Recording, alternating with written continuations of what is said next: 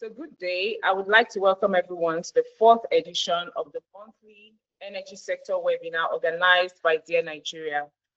I am your host, Omono Okonkwo. I work as the Communications Director at Dear Nigeria. We power communities with seamless energy solutions, offering on-demand cooking gas and diesel deliveries for hospitals, restaurants, businesses, estates, and households. Now, we provide solar installations, electricity vending, energy audits, and also stock energy accessories for sale. All these are accessible via our website, dearnigeria.com, and the Dear Portal app on iOS and Google Play. We reward loyal customers with every purchase, driving sustainable energy access across Nigeria. You can follow Dear Nigeria on X, Facebook, LinkedIn, and Instagram for more information.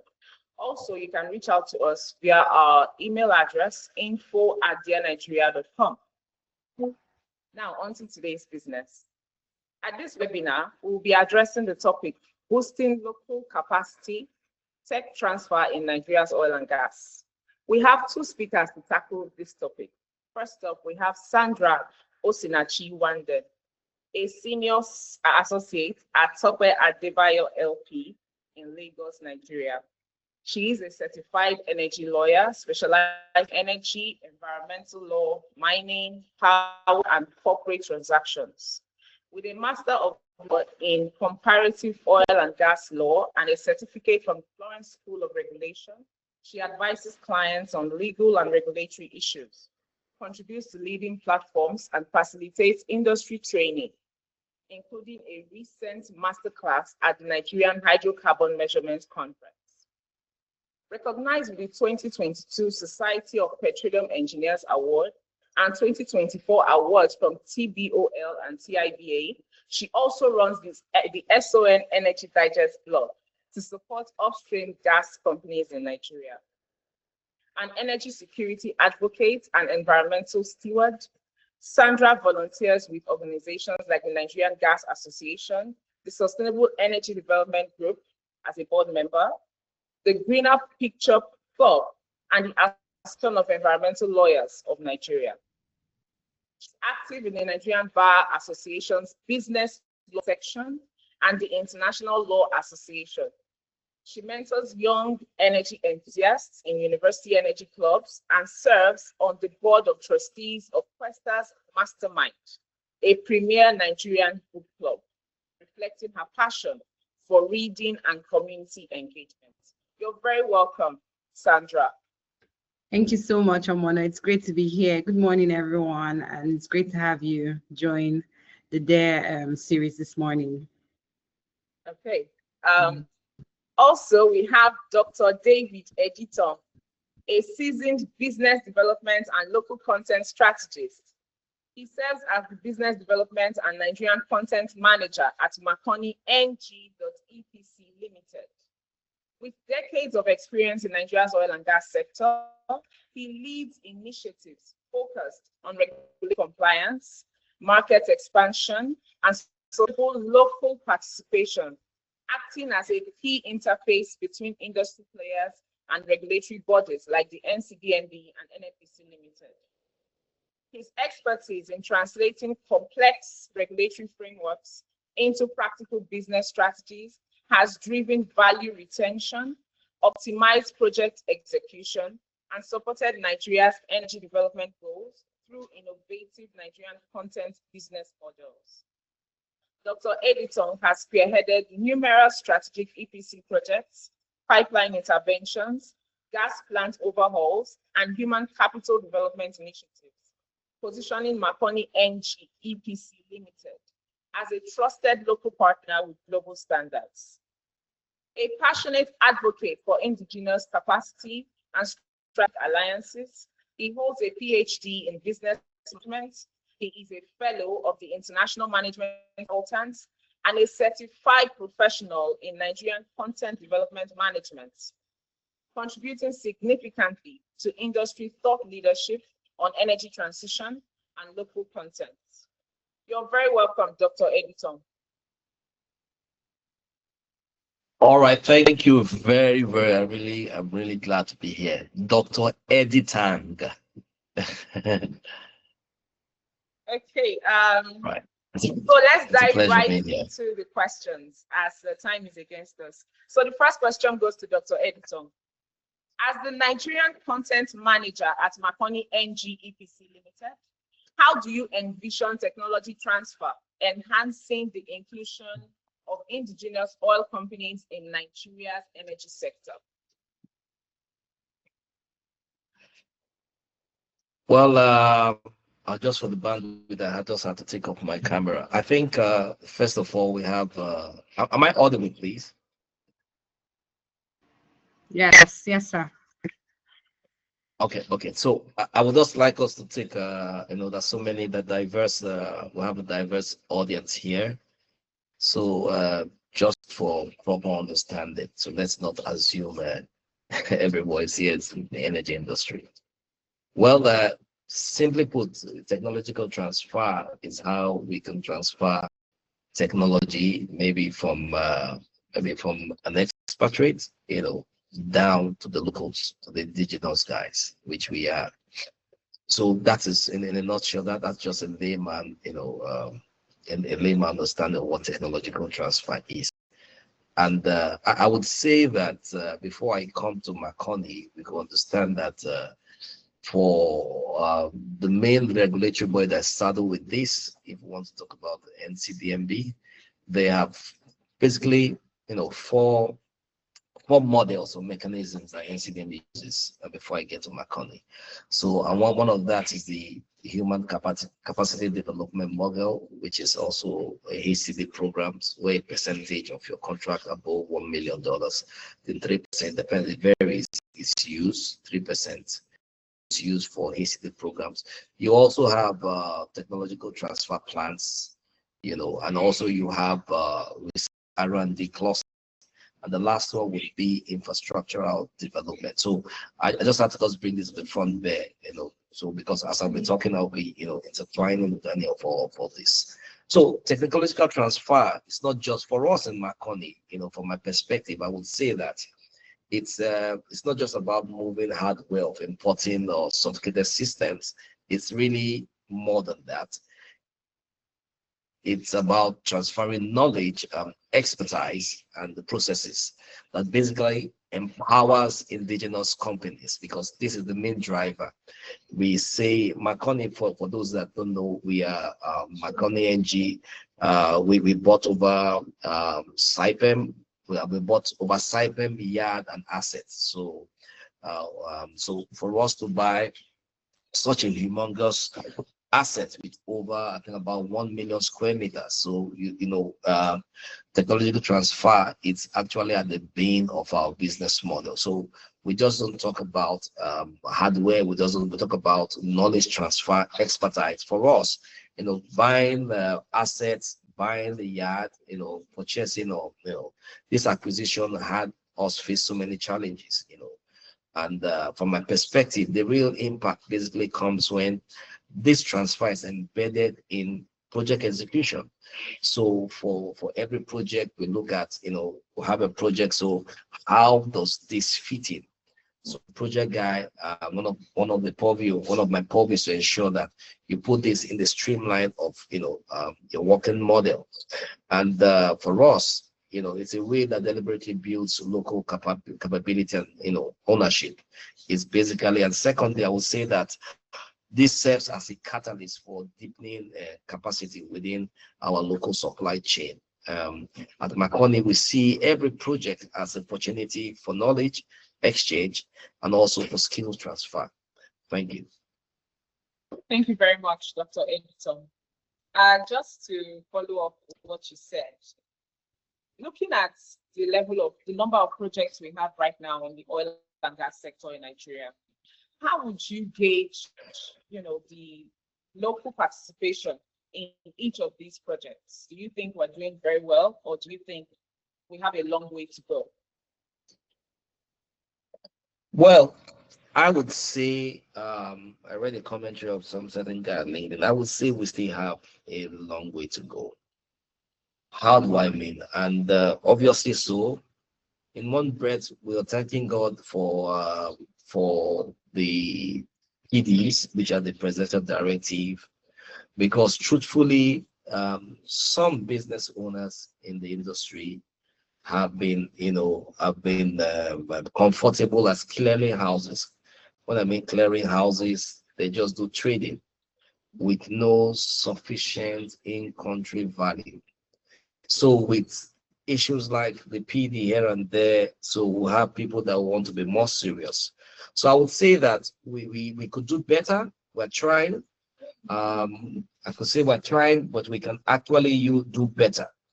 Better because you're aware that so many FIDs are on. So I think more needs to be done. And I give a model example. When what's it called? Peugeot was bought over. The French guys left Peugeot and all that. And one investor wanted to buy Peugeot, but they had the challenge. What was this challenge? Was that after buying this plant, there was no, intentional technological transfer framework, and that stalled the acquisition of this, of this venture. So how do I mean? If there was a technological transfer or training and development background, transfer at the operationality of this facility, it would have been much more easier for an investor to buy into that. So what does that imply in the oil and gas? I think with the the rise of so many FIDs that are coming on stream, I think indigenous players need to do better. Yes, we're not where we should be, but there's still room for improvement. Thank you. Okay, thank you very much. Over to you, Barrister Nwandem. As a certified energy law expert at Tope Adebayo Legal Practice, how do you advise multinational oil companies on their responsibilities to host communities under Nigeria's petroleum register legislation? Okay, thank you so much, Omono. Thank you, Dr. Editang. Actually, answering this question, I'll say it's not just for my multinational clients, it's also for indigenous operators, both in the upstream and the midstream sectors, because we can see that it's a full value chain. It's difficult for operators in the upstream sector not to also have facilities linking the midstream and even the downstream sector. So first of all, I'd like to say that the petroleum, I'll just like to say holistically that clients have to anchor their obligations under the Petroleum Industry Act. Now, this is because the PIA has actually moved host community obligations, thankfully, from just CSR, that's corporate social responsibility, nice to have, to statutory must-haves. Now, we can see that under the Petroleum Act, the former regime, CSR obligations, as host community obligations, which was most likely known as CSR obligations, was just a nice to have, because the Act didn't really codify these obligations. The Act only said, they actually provided for operators to ensure they apply good oil field services and to ensure that economic rights of people who had those assets that were being transferred to the licensees or the leasees were compensated properly. Those were what the Act provided for. So I remember under that regime, when we were consulting, my law firm at that time was consulting for a multinational company, we used to have things like memorandums of understanding, that's MOUs with the communities, where we had to consult or meet with the community leaders and all that. But that's no longer the case under the PIA. So first of all, the PIA requires that operators now representing the licensee or the lessee, set up the host community development trust fund correctly. It's not just setting it up, you have to ensure that you set it up correctly. Now, the Act specifies timelines for different operations. For example, the Act says 12 months from the effective date for existing OMLs, that's oil mining leases. Your host community development trust has to be set up within 12 months, and for from the date of 12 months from the date of designated facilities, for example, you have to set up this trust fund, or 12 months from the date of construction of your facilities. So these facilities can be maybe your flow stations, your appraisal wells, drilling rigs, and all that. You have to set it up 12 months from the date of construction of those facilities. Now, secondly, I'll advise companies to identify your host. Companies are described under the Act as the settlors, right? The licensees, the leasees, any company holding a license or a lease is a settlor, while the host community is the host. So identify your host, and this is very important because identifying your host entails different, indices. Identifying your host means that you have to know where your operations take place. The Act provides for operators in the deep offshore to ensure that the littoral communities around the areas of operations have to be taken into consideration. We have to ensure who the communities that are directly or indirectly impacted by the activities like your operations. And you also have to identify pipeline communities where these infrastructures or your infrastructure, your operational infrastructure will pass through. Do you understand? So identifying those things are very important because misidentification or excluding certain communities can be a very common source of disputes. So we want to avoid losing investments at the onset of operations. Now, it's also important to conduct credible needs assessment. The Act actually makes provisions for needs assessment, but this needs assessment has to be actually participatory, meaning in conducting your needs assessment, of course, you have to set up your board of trustees, your management committees, your advisory committees, and it is the job of the advisory committees to actually advise the board of trustees on what the needs of these communities are. But I also tell companies to go the extra mile by ensuring that you identify these people who are going to be, affected by your projects, so that these projects are fit for purpose, not just doing projects for the sake of complying with the Act, but these projects have to be fit for purpose. So it's important to involve the community leaders, the women or vulnerable groups to ensure that everything goes seamlessly and ensure that your trust is properly, this goes without saying, your trust is properly registered with the Corporate Affairs Commission, and that you put in place a workable governance structure. Now, the Act has provided for, in the governance structure, that's, for example, the Board of Trustees, even the Management Committee, the Act has provided for representation from the host community.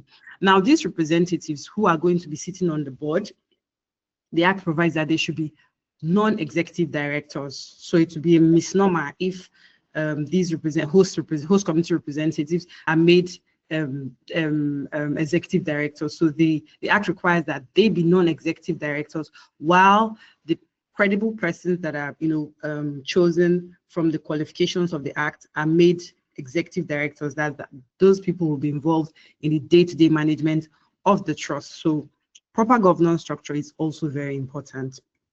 Now, secondly, what does the Act say? The Act says that the trust is to be funded with 3% of the operator's previous year's operating expenditure. That's previous year's OPEX, right? This is non-negotiable. So it's the statutory minimum that the companies have to pay. So what we usually advise clients at Tope Adebayo is that they have to plan ahead. Now, you have to treat host community responsibility as a core business obligation, as a core commercial obligation, not just an afterthought, or not just the host community development trust, both the decommissioning fund, the environmental remediation fund, because these are very important. Even they make your assets bankable. So also clients have to understand that the trust is not just to be developed as you like. There is actually an approved development plan that outlines priority projects. So cash calls or disbursements for this fund has to be aligned with the trust approved development plan. This development plan is usually approved by the commission. So operators have to maintain full audits because reports will be given from time to time. So contributions to this fund has to protect the company from allegations of maybe mismanagement or underfunding. And I always still advise clients that this trust fund that is set up has to be integrated with asset operations. Trust funds shouldn't just run isolated from, for example, CSR gestures. They should tie community projects to operational risk and also even local content obligations. It's usually very seamless if you tie it to local content obligations. What do I mean? For example, setting up pipeline surveillance programs that train and engage youth in monitoring, these pipelines or the infrastructure in the community, in the host communities. This will actually help to reduce vandalism and theft, So involving host communities helps to secure infrastructure in all sincerity, because if you involve them, they know the ins and outs of these communities. They know the people who will likely want to cause trouble, and it will be easier for them to protect these infrastructure in such situations. Also, it's also important, this may not come at the top of this obligation, but I also feel like it's important that companies set up predictable grievance escalation protocols. The Act provides, although the Act provides for dispute resolution mechanisms where this arise, but it's good to internally plan for disputes, place set grievance mechanisms like documented mechanisms. It could be something simple as maybe a service level agreement, stating that between the company and the community, for example, stating that, within 48 hours, we are to resolve this dispute if it arises. We can have the CEO or the management look into third-party facilitation where it's necessary. And, it just makes grievances rather to be addressed fast, and it's low risk, creates low risk for maybe shutdowns of operations and all that. So, basically, there are other advice I'll give, but basically, these are the things I'll advise upstream operators to take into consideration. Okay, thank you very much. I have a little follow-up question to your answer. Speaking of disputes and trouble, I'm from the Niger Delta, and I know that in some communities in the Niger Delta where we have oil and gas reserves, there happens to be some form of internal clash, between tribes in a particular state. Okay, they have tribes, they fight, and they have all those disagreements among themselves. Okay, yeah. So if a company is trying to go into such states to do any kind of work, what would you advise them to do? What should be their first step? So to avoid getting caught up in the communal clashes that happen in some Niger Delta communities. Okay. When it comes to ownership of, oil and gas reserves or oil and gas deposits in the state. Yes, that's a very important question, because this happens, we see it happen time and time again. And I've been at a stakeholder engagement with the NUPRC, where they were trying to get stakeholder comments on the regulations for this host community development fund. And I saw that I had attended other engagement for other regulations during previous days, but that particular engagement for host community development regulations for the upstream sector was well attended, and it was chaotic because you can already see the agitation, and people were talking about different stories. These community leaders were there talking about different stories of how operations can be affected, sometimes for months. And then the Act says that a responsible operator is supposed to operate, and if you cannot operate within at least 180 days, your license may be revoked. So what do you do in situations like that, where it's not between the company but internally? I'd say that for me, a reasonable thing to do would be for these companies or the management of these companies or their to engage with the community leaders first, because no matter how these conflicts escalate, there's still some sort of communal regulatory mechanism. And funny thing is, when these conflicts happen, the police stay away sometimes. These federal bodies who are supposed to, create calm and everything, they stay away. So the only mechanism that can be used in such situations is still the community people. That's the community heads, the head of the person in charge of youths, or the team in charge of the youths, to try to ensure that these youths, they maintain calm. And it's best to engage through the members of the community and not trying to bring maybe an external regulatory authority or anything, because that would just escalate issues further. So I would say in situations like that, companies should first of all engage with the community leaders, the community youth leaders, or whoever is in charge of those sects of people trying to cause trouble or fighting. Okay. Okay, thank you very much, Barrister Nwandem. Yeah. You may have noticed my light has gone off. Okay. Yeah, reminding everyone that we're still in Nigeria. Anyway, thank you very much for your time. Sorry about that. Yeah. That's fine. Over to you, Dr. Editang. With over a decade of experience, what specific strategies have been employed to address skill shortages and infrastructure gaps in local content development? All right. I would say this is a critical issue when it comes to the industry which we play. But for us, you understand, we did ours was an acquisition, like I said, and we were faced with quite a number of challenges. So, and we understood that to get along with this, one of our first strategy we did or we are doing has been investment in targeted human. We did an audit and understand what as it relates to the industry which we play in, what deficits exist. You understand? So we had to do like a skill gap analysis and audit. And our first strategy was say, okay, let's look at it. Let's just invest in targeted, human capacity development.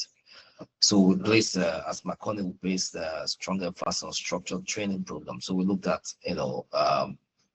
okay, this. We looked at identify this gap, and we said, okay, fine. For us to gain the confidence from the industry that we can do it, because it's a wholly indigenous company, we had to ensure that we have this resource. So for my years in the industry, I would say one of the key things is a systematic approach, and it has to be practical, and sometimes it relies some project level interventions. So you have to see the second. I would say it's to on that strategy. I would say is to look at proactive stakeholder engagement. How do you stakeholders look at your community? I know Barrister Sandra said, you look at stakeholders not just as a community, but a business partner. As a matter of fact, you need to look at your community or your host community. Thank God for the PIA. Look at your host community as an integral part of your business, so they become, a business partner. So it's not just ticking the boxes; they have to be solidly, inside your mix. And for us, when I came in, looking at Marconi as an example, we evaluated the whole system and said, okay, fine. Can we had some certain skills where, would I say, there were surplus as it relates to our host. So we had to say, okay, fine, let's build them an incubation center whereby we could nurture talent, nurture ICT talent, beyond our immediate host. We looked at the families, look at the families beyond what we do, because we need to understand that in 10 years now, where we talk about machine learning, very soon, the AI revolution, very soon, yes, it is creeping into oil and gas industry, but we need to be ready for tomorrow. So we look at, parts that are not really conventional. When I say conventional, the conventional technology or the conventional skills that we know in oil and gas. Here we say welding, here we say fitters, here we say engineering design. Yes, we wanted to go out of that box and say, let us have set up, an incubation center whereby we could nurture, nurture talent, nurture skills, looking at that approach. And it's yielding results for us. Here we're still at the preliminary stage, but that is basically our model. So other places I've worked, I think one of the approach we've used is stakeholder engagement, meeting the NCDMB, meeting regulatory. Do not forget also, when we talk about technological transfer for NCM model, it's really captured the fourth thing like I had earlier enumerated. It's the HCD program, it's the technological transfer plans, it's the R&D and infrastructural development. But on the side of this, I really notice a challenge in this. And what do I see? How do I mean? I just noticed, for instance, let's look at the gas revolution. Yes, the decade of gas and so many, it's a gas now, it's a gas thing now. But I would say for regulatory bodies, if it were possible, because I've seen this as a lacuna in our industry, whereby instead of doing a blanket HCD, for instance, if company X wins a legacy project, would it be possible for the regulatory bodies, talking about the NCDMB and APRs and all that, for the regulatory bodies to meet and have a one-on-one and structure, I know that we do a HCD, but can we identify gas-related, gas-related programs, gas-related skill gaps, gas-related technological programs, and say, okay, now fine, this is a legacy project. Futuristically, we're looking at metering. Futuristically, we're looking at equipment to be manufactured here. Can your HCD, instead of being the more conventional, can it be tailor-made, or can it be bespoke or tailored to the gas industry? I see this as a gap, and if we don't intentionally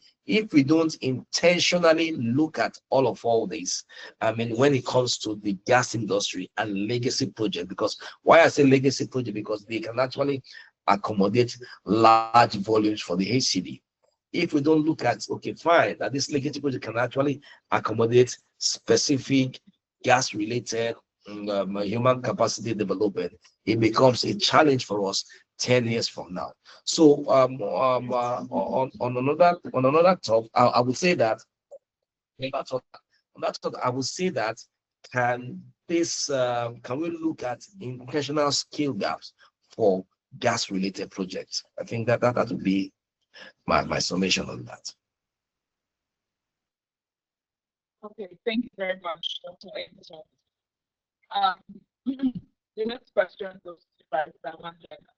What role do you believe legal framework play facilitating technology transfer and regulated compliance in Nigeria's oil and gas industry? Okay, thank you very much, Omono.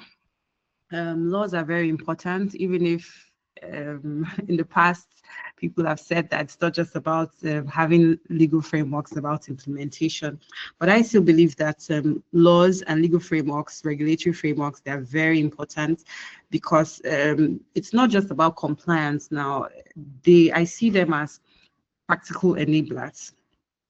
Now, technology transfer is a buzzword in the industry right now, because we're in a technological age, and in order to operate efficiently, you need operators, companies in the industry need technology. Dr. Editang had given us an example of a Peugeot deal that couldn't come through just because there was no clear-cut structure for technology transfer. So there are certain laws that have actually become enablers in the industry, like the Nigerian Oil and Gas Industry Content Development Act, like the National Office for Technology Acquisitions and Promotion Acts. these laws actually create predictable incentives, not just obligations for operators in the industry to ensure that there's minimum in scope, domiciliation of project data, and they even go as far as providing for welding and certain fabrication standards where foreign companies have to partner with indigenous companies, and also provide requirements for original equipment manufacturers to enter local partnership with indigenous companies, service providers in the industry and all that.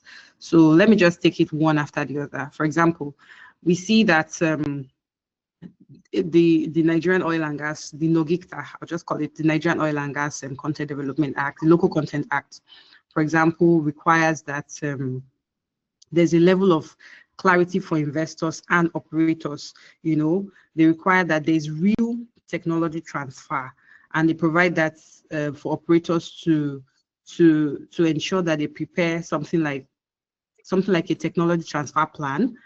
They have a technology transfer plan that covers 3 broad spectrum of technology transfer. Now, they also ensure to file regular reports and audit reports and initiatives, talking about their initiatives for technology transfer and all that with the board. And this plan has to be approved by the board. So this is where the NCDMB comes in. The NCDMB has a huge role to play, not just an oversight role, but ensuring that there is compliance by these foreign companies and in these joint venture partnerships that are required to be entered by operators. Now, what does this mean? This means that foreign service companies cannot just come in and out, just parachute in and out.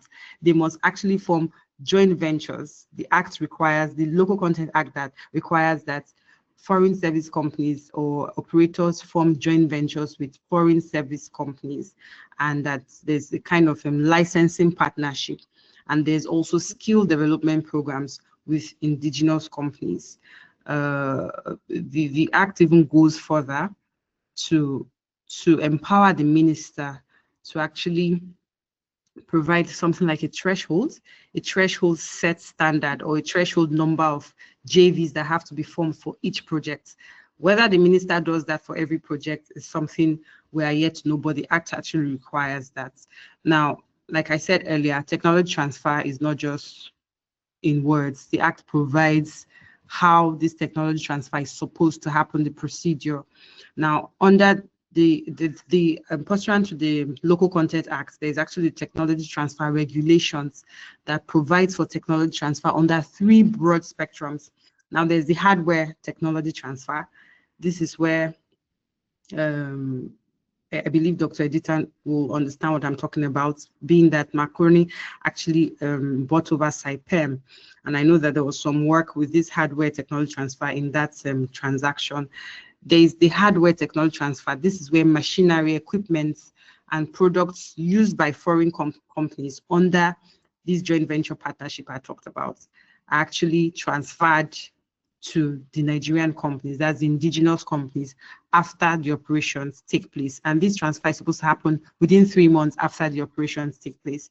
Now, the act simply says that, or the regulation simply says that if you must import equipment from foreign partners, then you must transfer rights. Those foreign partners should ensure that they transfer rights to the Nigerian company, so that the Nigerian company that can actually apply those equipment independently of the foreign company.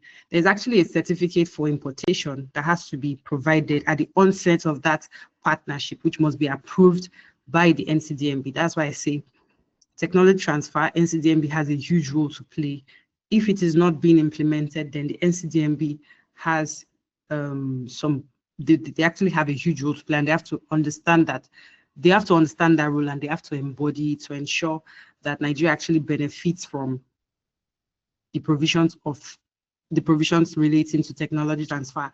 There is also, apart from the hardware technology transfer, there is also the information-based technology transfer. This is where the foreign partners have to transfer data, software, and processes, under licensing agreements. And these agreements actually have to contain warranties training, upgrades, and kind of. Okay, so under this information-based tech transfer, it's not going to be automatic ownership by the indigenous companies after operations. Now, this part provides that the foreign partners actually have to transfer this technology, but at a fair value. Fair value will be at the discretion of the board. So there's also the obligation for technology transfer for data, intellectual property, patents, and all that. Then lastly, there's also the intangible tech transfer, which is the skill and knowledge transfer that Dr. David had talked about. Now, Nigerians have to be trained. This is where operators most of the time get it wrong. They just want to hear intangible skill transfer. I have seen is just kind of a facade. Oh, let's just train these people. Won't teach them the main things they need to do. Won't teach them the core. Let's just train them. Let it seem as if we're actually complying with the act, whereas it's just a facade. We still want to, ensure that the know-how, the real crux of the know-how stays with us. But what the act actually requires is that technology is transferred and the people are trained to the extent that they can do this work even without foreign partners, So if I'm to link this to bankability, for us, when we structure transactions, or when we structure recently, I had the opportunity of structuring a joint venture agreement with a foreign partner for supply of certain equipment, right? So what we do at our firm at Tope Adebayo is that we ensure that the clauses that have to do with technology transfer are watertight, and we ensure that we actually differentiate IP, background IP from project IP. Now, background IP is background IP, for example, background technology or background intellectual property is under the purview of the foreign company, while project IP that is going to be used for the project actually belongs to the JV and should stay with the JV. So that's how we kind of structure it. I see that a lot of times lawyers, while advising clients, they miss this clause. And this clause is very important because you may run into problems with the regulators. You may run into problems with the NOTAP if this clause is not well structured. Because there are certain cases that have been decided in the past and even in recent times where, as a result of bad technology transfer clauses or agreements that are not bankable, monies made by these foreign partners cannot be repatriated. That is what the NOTAP Act says, that if technology or IP is not registered, properly registered, where a foreign participant is involved under a foreign partnership, monies that are paid by the indigenous companies to the foreign companies cannot be repatriated. Thus, the foreign company can actually lose the cost of operations and all that. So you see here that laws are actually very important, and the court decisions have actually been made recently to ensure that these laws are implemented. And I'll say it here again, that the regulators have a huge role to play to ensure that these laws are implemented, because there are laws and there are thresholds and there are set targets for operators, but how are they being implemented is still the job of the regulators. So I'll say that at the end of the day, these laws actually, apart from ensuring investor confidence, apart from ensuring lender confidence, I talked about bankability. A foreign lender, for example, lending to a project, will also look at these things. They will also ensure that these boxes are ticked to ensure that there's repatriation of funds and they get return on investment. So apart from those things, I also feel that technology transfer protects Nigeria's interests. All right, it protects Nigeria's interest by ensuring that real technology is transferred, not just like a check writing or a box ticking. Thank you. Thank you very much.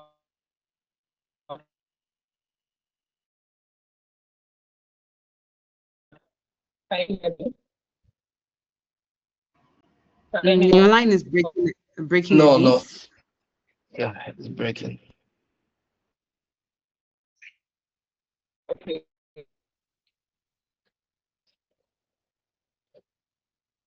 Can you hear me now? Hello? Yeah, but it's breaking a bit. Mm-hmm. Oh, okay. Okay, how about now?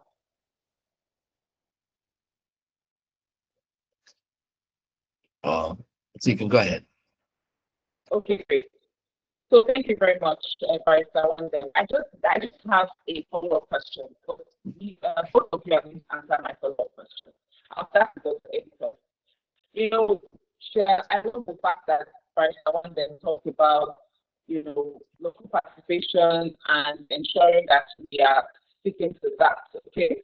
But then if you remember, so a while ago, the CEO Aradel Holdings, he complained about skills gap. He said a lot of people that work in the oil and gas sector within his own age brackets they may find it hard to retire because when they look back, they can't see the funnel. So I love the fact that you laid out everything we need to do as far as legal frameworks and implementation is concerned. But then, how do we ensure that we are actually skilling up in the oil and gas sector? How do we ensure that we are skilling up and people can actually retire when they get to a certain age and, be rest assured that, yes, there are other people that are younger that will, pick up the baton and keep it going? How do we ensure this? Okay. Can I take that? Yes, you can. Okay. I would like to speak. This is, I think I share the same bias with BT, Mr. BT of Aradel. So I think I share the same bias, but critically, we have a kind of, maybe like a checklist, because everything lies with the crux of it is how do we transfer knowledge, it has to be deliberately, it has to be negotiated, it has to be structured, it has to be monitored. If you don't monitor it, if you don't structure it, if you are not intentional, I don't think we would, really arrive at a good point. Well, I would say one of the first things I will look at is, like my sister has said, Sandra said, first would be, can we take time during our contract? Can we build this into the contract? I mean, into the clauses. And when you talk about technological transfer clauses, they have to be carefully and intentionally built in, and also, for the contracts, this has to, when you are, for the lawyers, when you are, setting up your agreements, when you're setting up your contracts, this has to be intentionally, situated or built in. And training and mentoring of Nigerian staff is another critical thing, because we want to see that this industry lives beyond us. And another thing that we look at, you talked about, is a regulatory leverage on the regulatory framework. The logic Act, talked about all this, which you need to, submit, provide the ball with your technology transfer, technology transfer plan, at the back of projects, and you need to align your contract demands with regulatory requirements. Look at monitoring mechanisms to hold your partners, your JV partners really accountable. And that if you don't register for some of the technological transfer, if you don't register this agreement with the NOTAM, we talk about the National Office of Technology Acquisition and Promotion. If on any unregistered agreement, Sandra, you can correct me if I'm wrong, it's really unenforceable in the Nigerian Court of Law. Another thing that we'll look at is develop local capacity to absorb technology.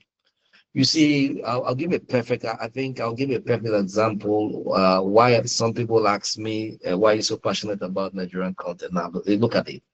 When I was growing up in my career a long while ago, I had the situations whereby when you started working, I think one of my first or second job, there was a plan from the foreign partners to train me, but the entrepreneur, the head of the organization, in his own wisdom, thought that he could buy off the regulators. So so when it comes, there was supposed to be a plan. Okay, take these guys, travel, and to see how they can learn what we do, and which would have been very sustainable. So at some point, this is a true life experience. And one of the regulators called me and said, well, you are still a young guy. This is just the second year of your coming to the oil and gas market or industry. But I want to tell you something, you need to leave. Why do I say so? He said, I said to your boss that, at this point in time, you need this transfer. You need this technology much more. You need this knowledge. So at the end, the technology, we couldn't travel. There was no training at the back of that project. But I can tell you that because the project was successful, he was given another project. So he went to carry some already made guys, already trained guys. But today, he would have been a major force concerning that, ecosystem. But I can say to you that his name got lost in the oil and gas sector because that he did not intentionally do it. So the business wasn't sustainable. He ran out of the business. He's no longer in that line of business. So I would also say that entrepreneurs need to develop local capacity to absorb technology. One of the critical ways is investing in staff training and certification. Yes, staff must lead, but you need to train them. For you to get a business sustainable, you need to train people. You need to also upgrade your facility, to meet global standards. And also, for companies, you need to also build internal R&D capacity to adapt to imported changes, technological changes to the Nigerian context. This is very, very important, very, very critical. Because if you don't train your staff, if you don't make them understand that this is where to make your business sustainable, we'll have an industry whereby we don't have players any longer. Thirdly and lastly, I would like to say this. Many firms fail because they treat technology transfer just one-off event. Let's just train them. Some don't really make it an intentional. They don't look at it as a business enabler. So I would say that we need to monitor as business owners, in your different industry, you need to monitor, evaluate, and institutionalize knowledge. Continuous tracking of this process and document, these plans, ensure that the expertise, ensure that the technology is cascaded within the organization, not just to one person, not concentrated to just few individuals. I can assure you that these few individuals can disappoint you tomorrow. So this has to be an organizational thing. So I think if these boxes are ticked very well and intentionally, I think we'll have an oil and gas industry where we'll be very, very proud of. Thank you.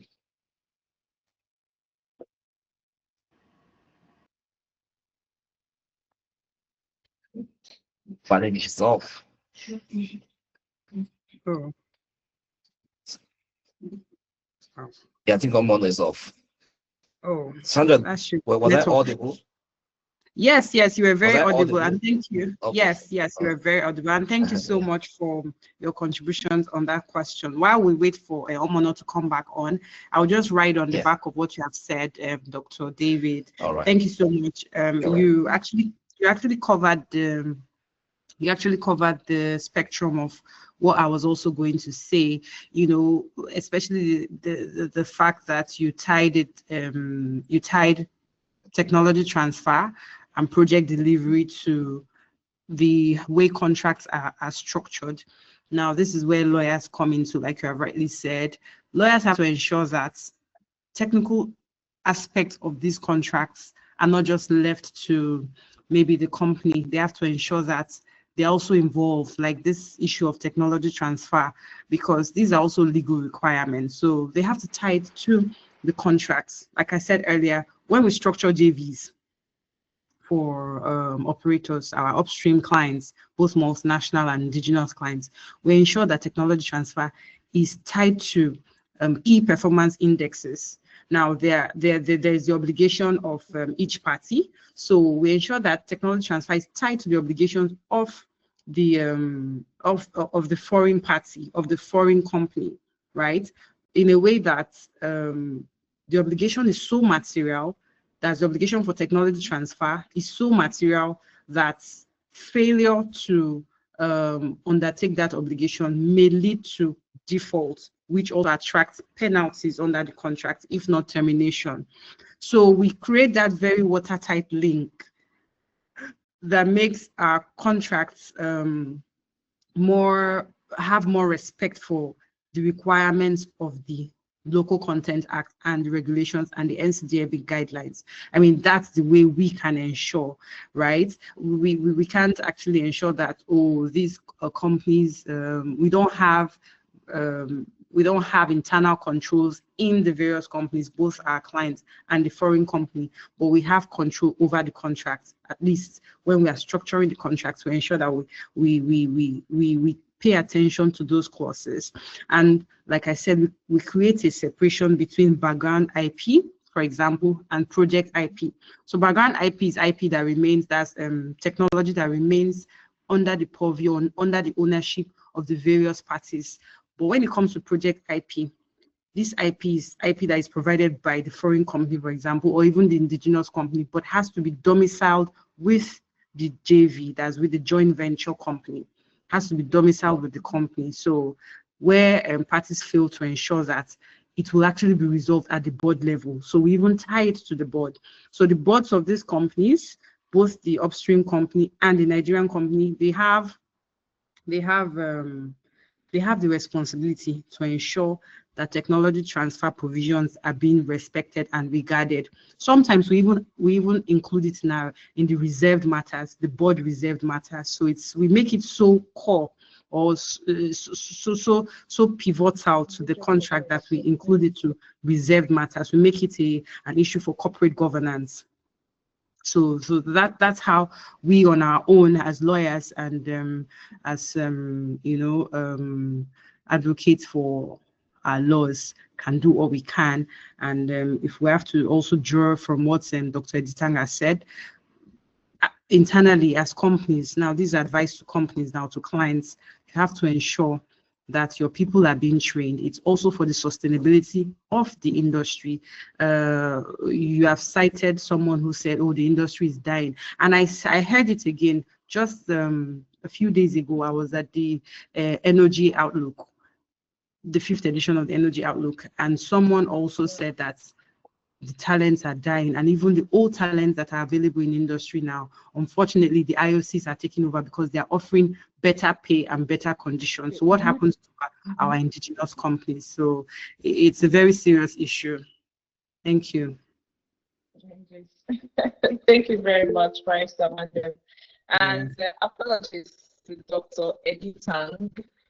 I know you said I should pronounce the G at the end of the name, so I will try to do that.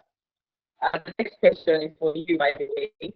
How do you see the Presidential Directive on Nigerian Local Content Compliance impacting the role of indigenous firms like Marconi.NG EPC in the oil and gas industry? Okay, thank you. But Peter is raising his hand. I don't know if we'll take his questions first before me. Oh, okay. Yeah. No, you just go ahead with your answer, and I'll get back to Mr. Peter. Okay. All right. So we're looking at the PD, which was obviously signed in February 2024, last year. Yeah, for us, I think it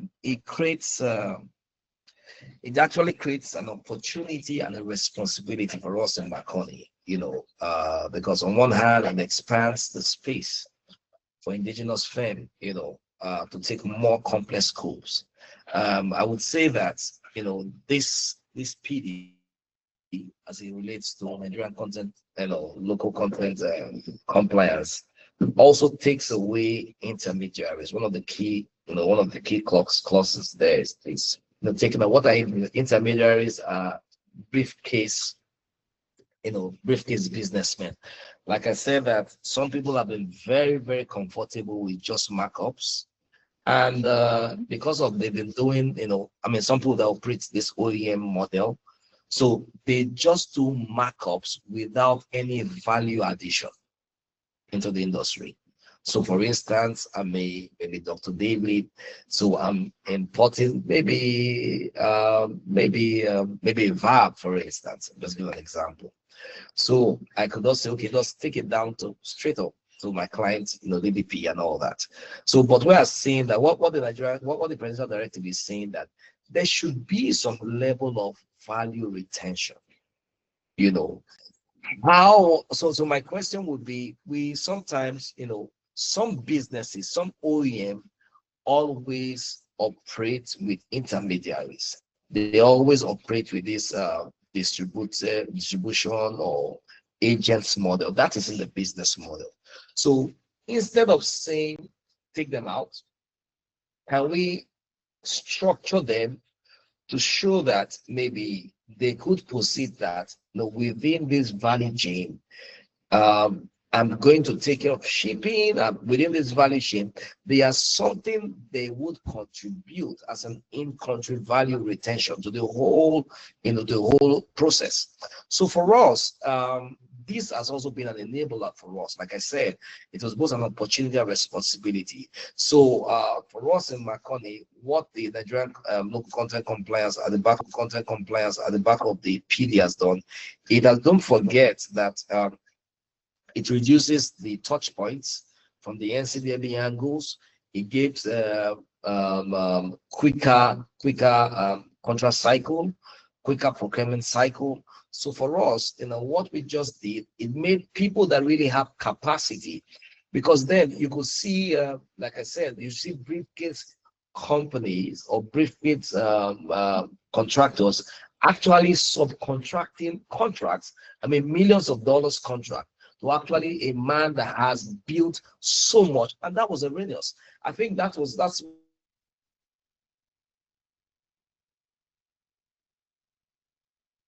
what really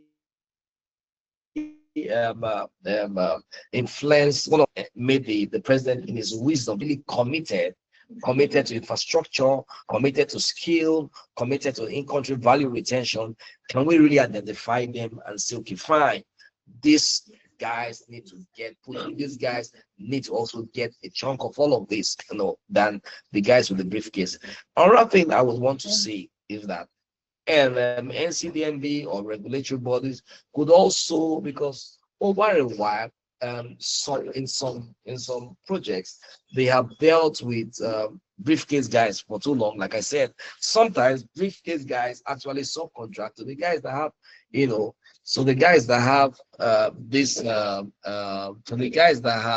these facilities. So I would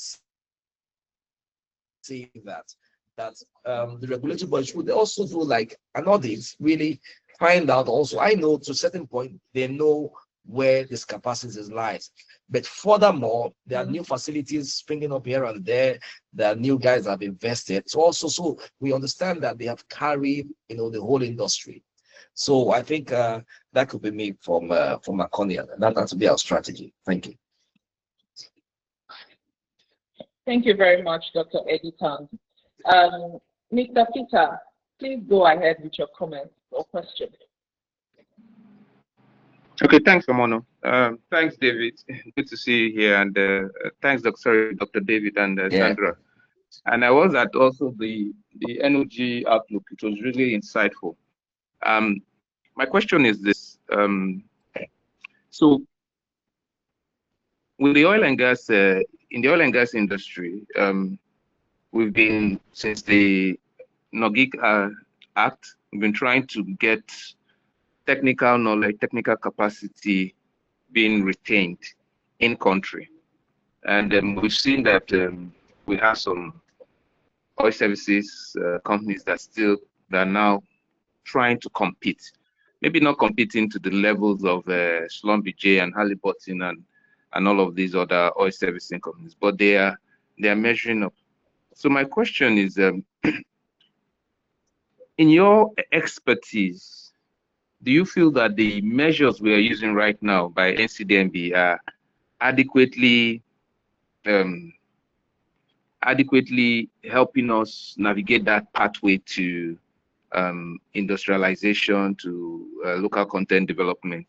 And if you view that to be such, can you just expand on some of those measures that are helping us get in that direction? So are we measuring the right thing? What are we measuring that is surely taking us to that pathway of development? Thank you. Who is your question for? I didn't specify anyone. Anyone who can take it is fine. Thank you. Even if someone from the audience, I don't mind. I want to learn. Okay. Okay.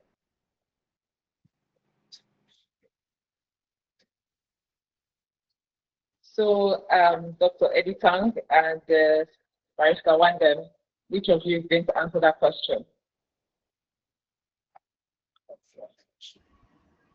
Maybe I should yield the floor to Dr. David, being that he's in the front line. All right. He's in the front line of operations. All right, that's fine. All right, I would even thought. Oh no, I would throw perspective to that. But I don't know if you want to engage the online guys so they don't feel left out before I come in, or I don't know. I don't know if you have a plan for them. No, you just go ahead. If anyone okay, has anything to say or to share, they need to raise their hand. Okay.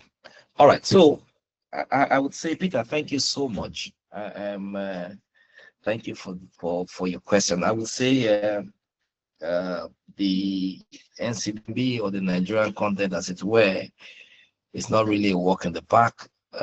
It's not really, like we always say, it's not a sprint, but it's a marathon. Yeah, there are some indices that stakeholders see as they would have done more, you know, and one of the things I raised about for capacity, I would say that because I realized that sometimes, you know, what industry stakeholders would have thought would be the outcome, you know, it's not what we see. You know, how do I mean? Take it for like legacy projects. Some of the ripple effects that we would have expected, you know, on the back of this project, on the industry. Sorry to say, on some quarters there have been disappointments here and there. That's why in my earlier position, I said that if it were possible, especially for the gas-related businesses, where we can have targeted, intentional and targeted HCV, you know, curriculum for that industry. Because truly and really and truly, we saw what happened during the COVID time. We saw what's happened. Let's imagine maybe we are war torn. Nobody wants war. Could we really say that Nigeria is self-sufficient in our technology? I mean, end to end, the answer would be no. We would still need the likes of the Schlumberger, we would still need the likes of the Halliburton, you know, from the downhole up to surface. Do you understand what I'm trying to say? From the downhole up to surface. So I would say there still is that gap. And the gap still exists within the industry. That's the truth about it. So I would think that NCDMB as regulators should do more. NCDMB as regulators should do more in the monitoring and evaluation. Now, with the Nigerian content percentage achieved so far, there are some industries that say, there are some quarters that say, okay, is that really realistic with what has been achieved? You know, so I think not just putting numbers, even in the schedules, you know, not just putting numbers. There are some, can we really, yes, we are 10 years. Can we really go to the nitty-gritty of, I mean, we're 15 years rather. Can we really go to the nitty-gritty of these schedules and say, okay, for instance, this capacity of a truth has not been developed the way it was actually conceived or the way it was actually reported in the schedule. Because if you look at the schedule, some of them are actually a joke, sorry to say. Some of the milestone or some of the milestone on the schedules really and truly are really not affect, they've really not exceeded, or they've really not met up to that percentage has been captured in the schedule. So it's long overdue that we need to really evaluate where we are. So I would say, in a nutshell, I would say that truly, Mr. Peter, we are not where we should be, but obviously we're not where we were. Yeah, some people say we're going slowly, but I think it's a gradual process, but the industry is getting matured. So I think that more push was expected from the side of the regulatory bodies. Thank you. Thank you very much. Okay, great. Okay. Our next question is for Barrister Nwandem. With your experience in multiplex energy transactions, how can tech transfer support the integration of local refineries into the domestic crude supply obligation framework? All right. Thank you very much, Dr. Editang, for answering Peter. Yes, I agree with Dr. Editang when it comes to the NCDMB has a huge role to play, like I said earlier. They should do more in monitoring and evaluation, as Dr. David has rightly said. Now, coming to your question, Omono. So, from my experience, I'll say that technology transfer, when it comes to domestic supply, crude supply obligations and drafting agreements like that, I'll say that technology transfer is actually like, I'll describe it as a bridge between regulation and actual performance of operators, right?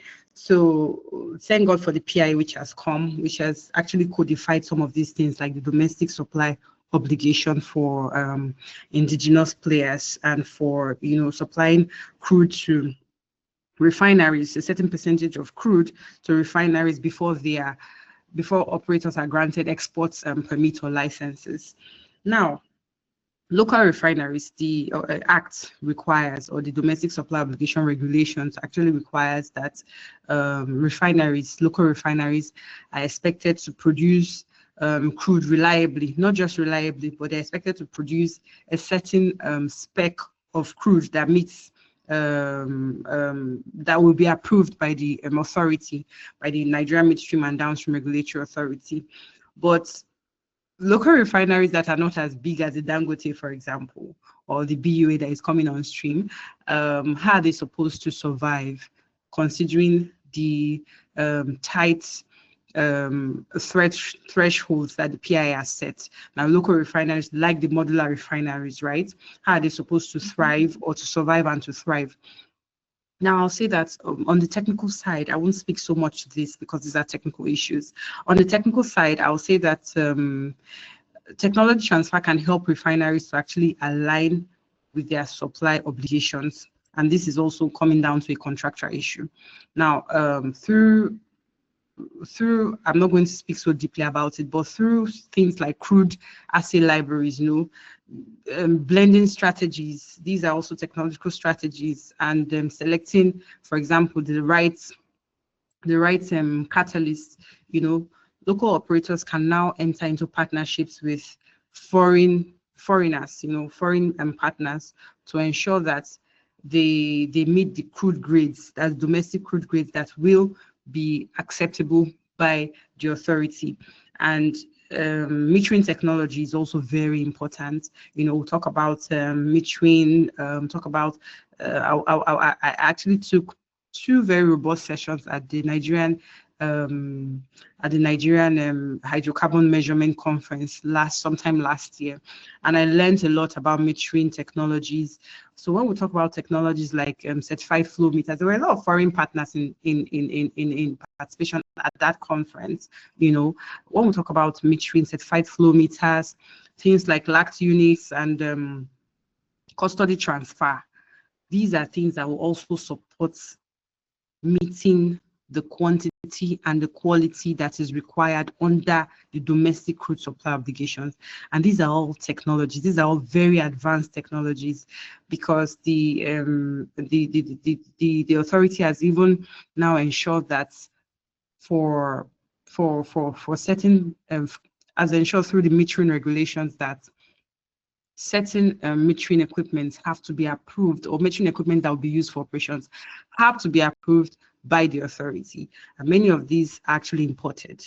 They are foreign, they're imported from foreign partners. So these are opportunities for technology transfer to be embedded contractually. We come again to contracts. So ensuring that local refineries, I will speak now especially to modular refineries. The big guys can actually have a way around this, but modular refineries, in entering into partnerships with their foreign partners, have to ensure that their technology transfer clauses in their agreements tie technology transfer to domestic supply obligations. When I say domestic supply obligations, I'm talking about the specific meets, as in to ensure that technology transfer helps their operations to meet quality specs and to meet the requirements of their domestic off-takers, to ensure that these agreements are actually bankable, to ensure that these projects are bankable. So beyond the plant floor, for example, technology will strengthen commercialization and to strengthen compliance with domestic supply obligation. So if these technologies are not well transferred, whether hardware, whether tangible in terms of knowledge transfer, in terms of good training of their staff, in terms of IP transfer, if they are not complied with, then how do the indigenous operators expect to comply with their domestic supply obligations, right? Now, in structuring tech transfer, it will work best to tie it contractually. You know, for example, let me give a very practical example now. Original equipment manufacturers, OEMs, right? They can bundle technology into their EPC contracts, that's their engineering, procurement, and construction contracts. They can back performance. We're going back now to backing technology transfer clause with KPIs, with contractual KPIs. They can back their performance by performance guarantees on plant availability, on energy intensity, for example, and on spec yield, that's on product yield, you know, and they can also structure their transfer and technology transfer clauses to ensure that their Nigerian personnel are trained, and they're not just trained, they're actually giving certifications, you know, from different from the different departments, like people in the control room, the lab staff, the maintenance engineers. They are properly trained to ensure that local spare parts and even intangible technology, they become a package that comes with the carrying out obligations under the contract, right? So legally, from a contractual perspective, I'll say that refineries crude supply agreements and OEM contracts and EPC contracts should explicitly reference domestic crude supply obligation compliance and reporting in their technology transfer clauses, like spelling out the incentives for on-spec, spelling out the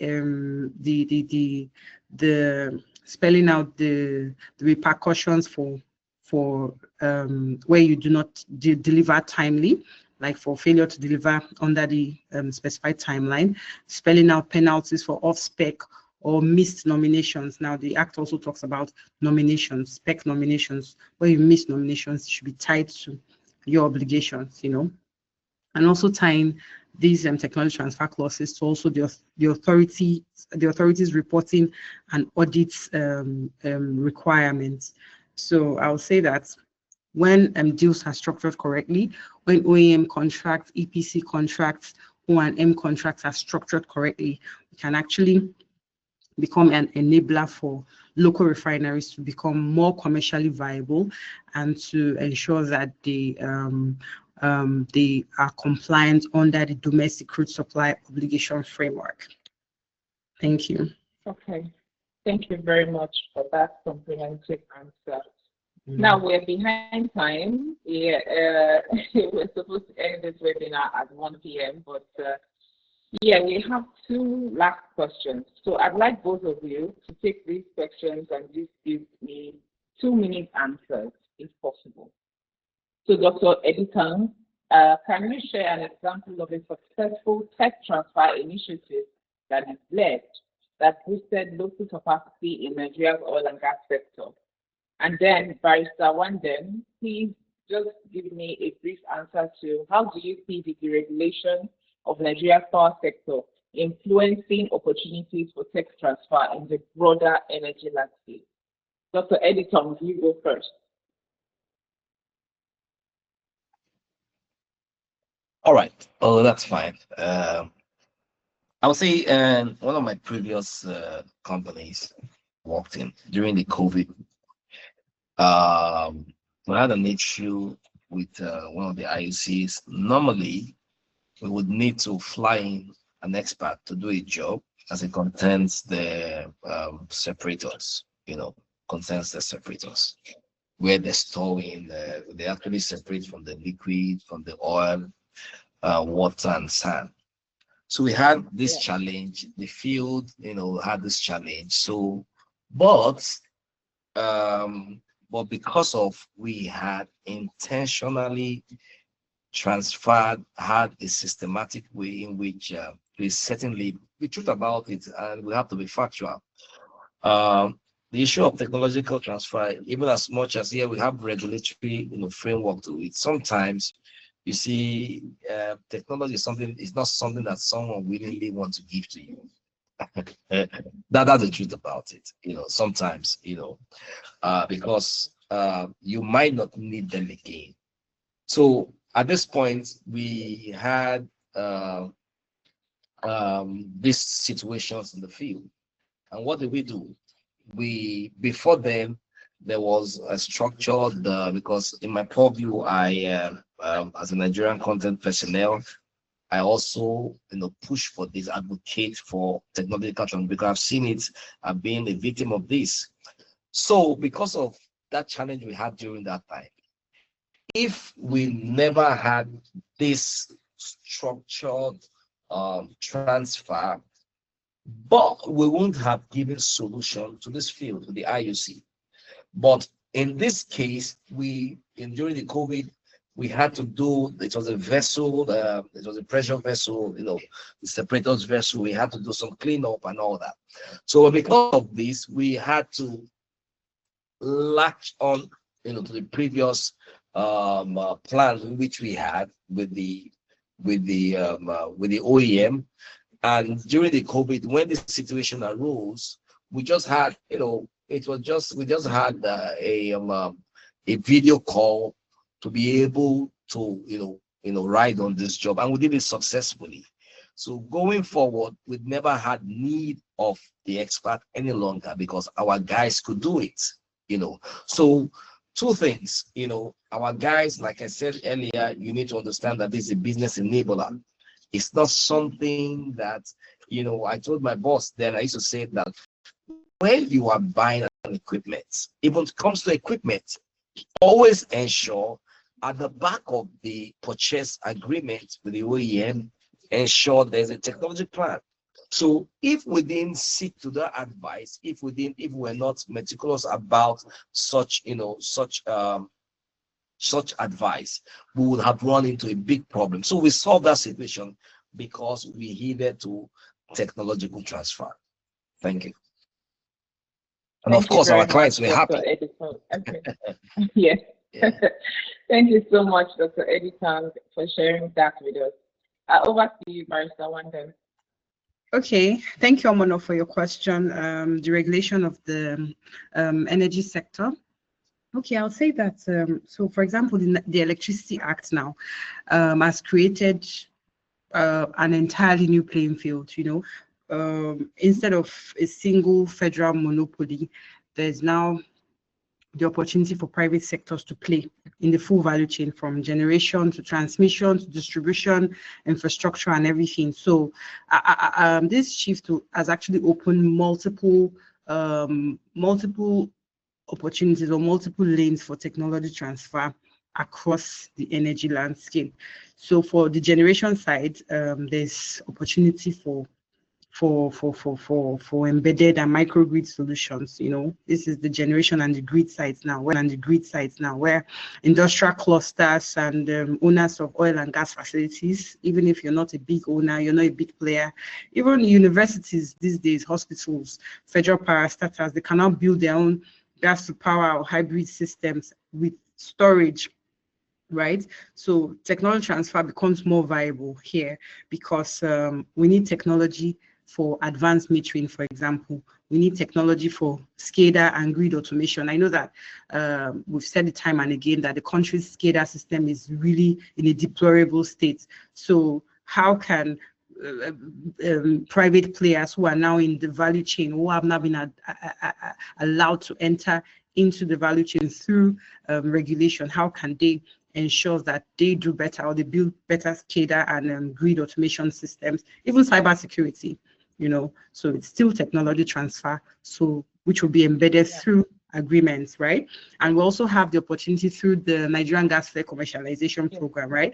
Where flare monetization has now come to play, where instead of wasting energy, can build projects for CNG, LNG, small scale GTL, you know, they can all be integrated into the power sector, into the power market, you know, creating like opportunities for points of entry for foreign technology providers to also embed, you know, local capacity. So I also see that the real opportunity here, even in this era of deregulation, will be for us lawyers structuring bankable, for example, agreements, power purchase agreements, offtake agreements, which have to be aligned with, you know, some level of state level regulatory frameworks as well. For example, now the Lagos State electricity law provides for sandboxes, right? Sandboxes to test new technology. Most likely this new technology is going to be imported. So after testing this new technology, while we're developing our contracts, our PPAs, our EPC, our O&M contracts, our EPCI contracts, we have to ensure that we carry out like performance-based technology. We provide KPIs for our clauses and for our regulatory structure, contractual structure, and, you know, everything. And, you know, also ensure that we tell our clients about the incentives for technology transfer, like repatriation of funds, for example. The contracts may be enforceable, like contracts for technology transfer may be enforceable, but how do these foreign partners get their return on investment if there is no way for the funds that they've actually worked for to be repatriated? So these are some incentives and at the same time disincentives to ensure that they take advantage of this era of deregulation to ensure proper technology transfer. So that's basically it's capacity building clauses and all that. Thank you. Thank you very much, Barrister Nwandem and Dr. David Editang, for your time today on this webinar. It has been an insightful session. Definitely, Dear Nigeria is going to put out a report about this, and we'll see you and for the next webinar happening September 27th. Thank you very much to all our attendees for attending this webinar. Please do well to follow Dear Nigeria on all our social media platforms. The name never changes, it's Dear Nigeria. And our website, dearnigeria.com, you can vend your electricity units for your homes and your offices, order for your diesel, order for your solar installation. And we have an ongoing partnership with Revi, so you don't have to pay at once, right? You can pay installmentally. So of course, call us up and, you know, visit our website, and you can even download our app on iOS and Google Play Store. So we are everywhere you need us. Come and patronize our business and enjoy the rest of your weekend. Goodbye. Okay, come on now. Before we go, can I ask that a photo be snapped? Maybe Dr. David, can you put on your camera? Okay. And That's take me? fine. That's okay. All right. Thank you so much, Dr. David. I've learned a lot from you. Oh, Dr. All right. David, Same here, he's a Sandra. stand-up guy. He's fantastic. Thank you so Okay. much. All right. So Okay, I think I have that picture. I'll send it. Oh, okay. Everyone is putting on their cameras. Okay, hold on. yes. Okay. Okay. Thank you, everyone. Okay, great. Thank you so Thanks, I Sandra. will much. share the picture with you. That's great. Okay. Thank you. Enjoy the All rest Right. of Thank the you. day. Thank you. Bye. Thank you, Sandra, next Mama. time, give Thank you, us Sandra. notice You on the too. photo so that we prepare Bye. before. Definitely noted. Thank you, Peter. Thank you. Thank All you, right. Peter, Sandra. Bye. Thank you so very Thank much, you, Dr. Amanda.